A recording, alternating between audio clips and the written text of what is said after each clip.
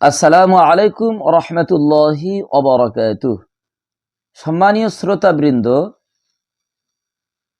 আমাদের জানা দরকার যে বছরে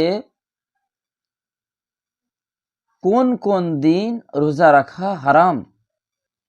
আমরা খেয়াল রাখব যে বছরে 5টি দিন রোজা রাখা হারাম। কেউ যদি মান্যত ও করে তাও রোজা রাখা যাবে না। সেই 5 দিন হলো ঈদুল ফিতর, অর্থাৎ রমজানের রোজার শেষে যে ঈদ হয় সেই ঈদ।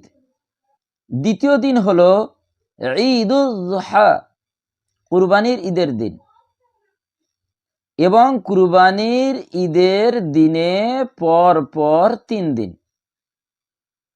তাহলে আমাদের মনে রাখার জন্য কুরবানির ঈদ এবং তারপরে 3 দিন, পর পর 4 দিন এবং ঈদুল ফিতর,